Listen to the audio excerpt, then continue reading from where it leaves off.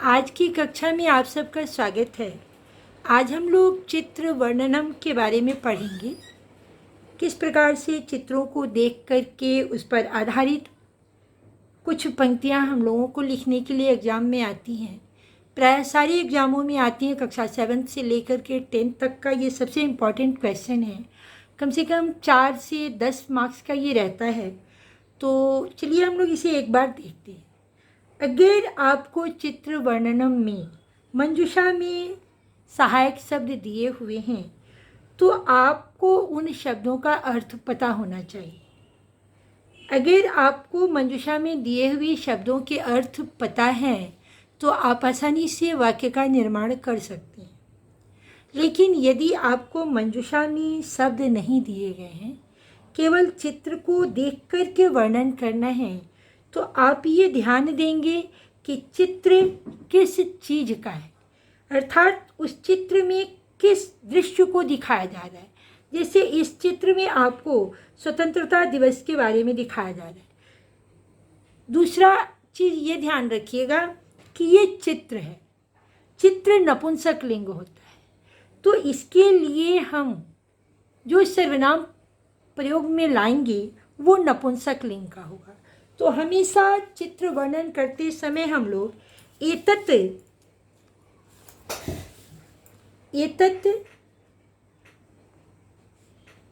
इदम अथवा अस्मिन् का प्रयोग करते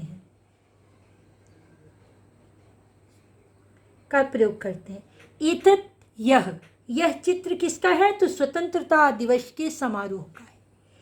एतत् चित्रम स्वतंत्रता दिवसस्य समारोहस्य अस्ति। तो इसे हम लिखेंगे पहली लाइन। एतत् या इदम, कोई भी शब्द आप लिख सकते हैं। एतत् या इदम चित्रम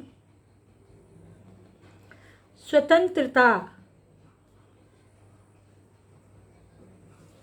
दिवस समारोहस्य अस्ति।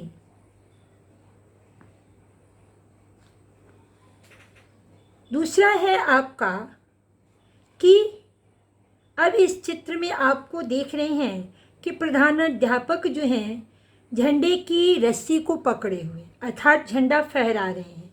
आपको हेल्पिंग वर्ड में प्रधानाध्यापक शब्द दिया हुआ है, राष्ट्रीय ध्वजा भी दिया हुआ है। तो अब इन शब्दों की सहायता से हम लोग दूसरा वाक्य बनाएंगे। प्रधानाध्यापकः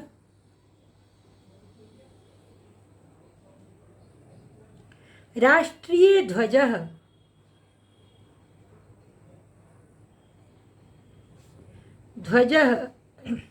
ये राष्ट्रीय ध्वजः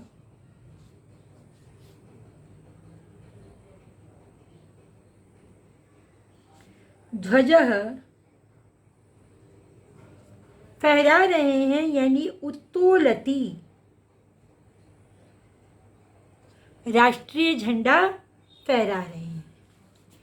तीसरा जो चित्र है आप देख रहे हैं कि यहाँ पे छात्र खड़े हैं। आपको दिया हुआ है व्यायाम प्रदर्शनम, यानी ये छात्र जो हैं व्यायाम प्रदर्शन कर रहे हैं। तो हम तीसरा वाक्य बनाएंगे। छात्राः, चूँकि इनकी संख्या 2 से अधिक है इसलिए ये बहुवचन में है।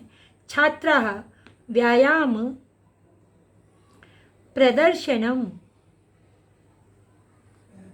प्रदर्शनम कुर्वन्ति। छात्र जो हैं व्यायाम प्रदर्शन कर रहे हैं इस चित्र में। अगला जो है आपको दिया हुआ है कि समारोह में मुख्य अतिथि समारोह में आए हुए हैं। तो आप लिखेंगे समारोहे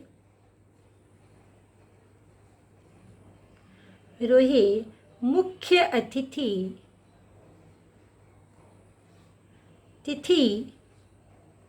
आगच्छति, आते हैं। मुख्य अतिथि आते हैं समारोह में। समारोहे मुख्य अतिथि आगच्छति, समारोह में मुख्य अतिथि आते हैं। अब हम लोग 5वां वाक्य बनाएंगे। पुरस्कार से। तो पुरस्कार वितरण किया जाता है तो प्रधानाध्यापकः, पुरस्कार वितरण का काम प्रधानाध्यापक करते हैं, तो प्रधानाध्यापकः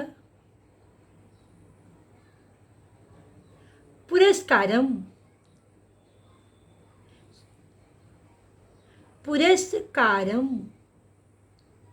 वितरति, यानी पुरस्कार वितरण करते हैं। तो इस प्रकार से हम इन शब्दों की सहायता से छोटे छोटे वाक्य बना करके चित्र वर्णनम कर सकते हैं। अब दूसरे उदाहरण में हम आपको बिना इन शब्दों की सहायता लिए चित्र को देख करके चित्र वर्णन करना सिखाते हैं।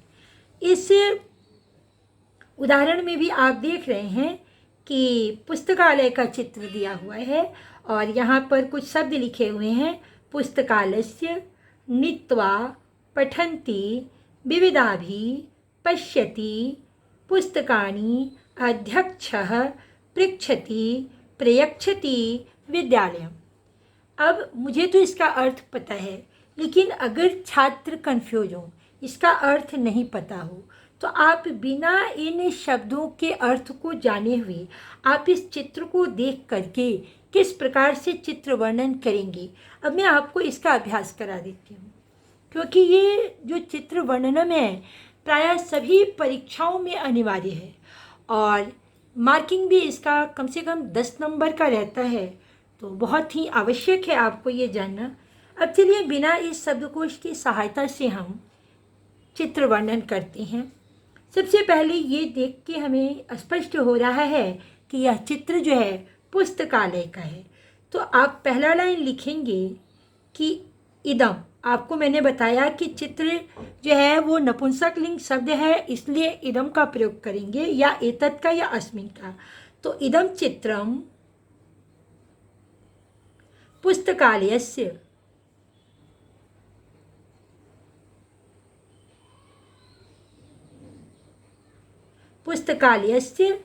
अस्ति।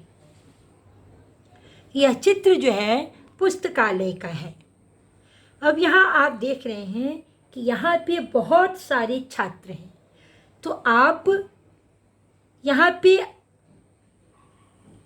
अत्र का प्रयोग करेंगे। अत्र, दूसरा वाक्य अत्र, अत्र यहाँ पर, अत्र बहवः, बहवः बहुत से छात्र हैं, छात्राः, और सन्ति यहाँ पे बहुत से छात्र हैं। उसके बाद आप देख रहे हैं कि यहाँ पे अनेकों किताबें हैं, तो तीसरा वाक्य बनाएंगे कि अत्र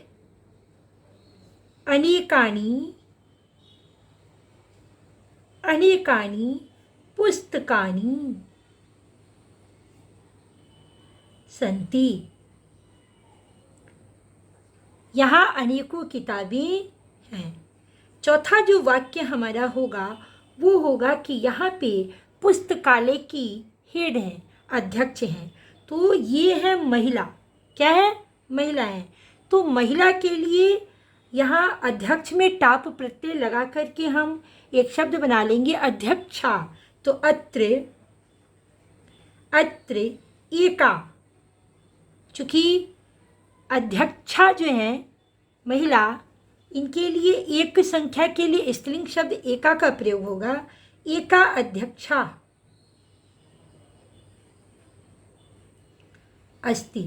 यहाँ एक अध्यक्ष हैं और वो क्या कर रही हैं? तो पुस्तकानि प्रयच्छति, है ना। वो क्या कर रही हैं? तो छात्रा को पुस्तक दे रही हैं। तो आप लिखेंगे वह छात्र को पुस्तक दे रही हैं। सा छात्रः पुस्तकं प्रयच्छति, पुस्तक दे रही हैं। तो इस प्रकार से बिना शब्दकोश की सहायता से भी आप वाक्य बना सकते हैं और आपका चित्र वर्णनम 100% सही हो जाएगा। तो इस तरह से आप कोशिश करिएगा कि आपका जो वाक्य हो बिल्कुल छोटा छोटा हो और एकदम सीधा हो। अब हम अगला जो चित्र वर्णनम है उसके बारे में आपको बताते हैं। अगले चित्र वर्णनम में आप देख रहे हैं कि यह चित्र जो है यहाँ पे बहुत सारे बच्चे खेल रहे हैं, अर्थात यह चित्र खेल के मैदान का है। यहाँ कुछ शब्द दिए गए हैं मंजूषा में। बालाः खेलन्ति नेत्रयो एकेन धावन्ति वृक्षः बध्नाति पादेन बालिका पट्टिका समीपे।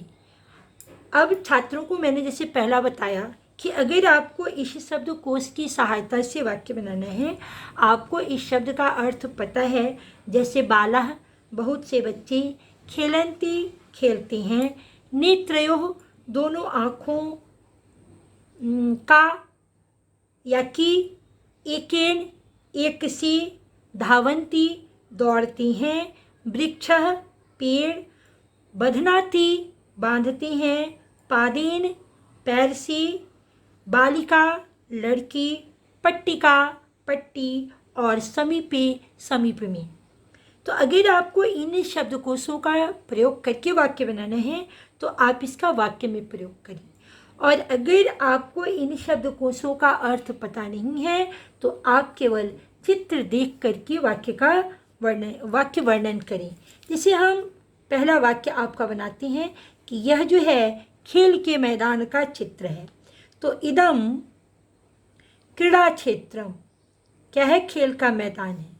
क्रीड़ा क्षेत्रम अस्ति, यह खेल का मैदान है। अब यहाँ पे बहुत से छात्र क्या कर रहे हैं? खेल रहे हैं। तो हमारा दूसरा वाक्य हुआ कि बच्चे खेल रहे हैं। यहाँ पे छात्र का जिक्र नहीं करेंगे, बच्चों का जिक्र करेंगे। बालाः, तो अत्र बालाः क्रीडन्ति,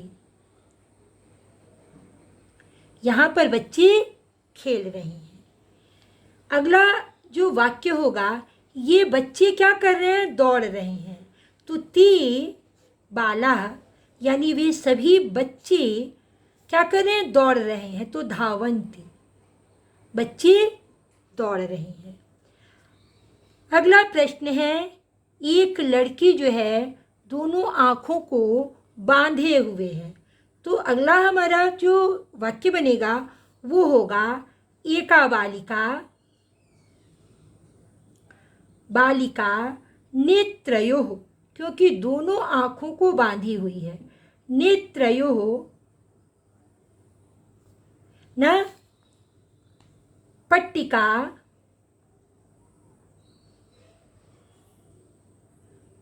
बध्नाति बांधती है। और क्या करती है? इन बच्चों को पकड़ने की कोशिश कर रही है या छू रही है ना? सा सर्वे बालाः, वह सभी बच्चों को, सर्वे बालाः स्पर्शति, वह सभी बच्चों को छूती है। तो इस प्रकार से आप बिना शब्दकोश की सहायता से छोटा छोटा वाक्य बना सकते हैं। मुझे उम्मीद है कि आपको ये वीडियो अवश्य पसंद आया होगा और आपको ये विषय समझ में भी आ गया होगा। अगर आपको ये वीडियो पसंद आए तो आप इसे लाइक कीजिएगा, चैनल को सब्सक्राइब कीजिएगा, बेल आइकन को अवश्य प्रेस करिएगा ताकि जब मैं अगला वीडियो अपलोड करूं तो उसका नोटिफिकेशन आपको मिल सके। और यह वीडियो आपको कैसा लगा, अपना सुझाव अवश्य दीजिएगा। धन्यवाद।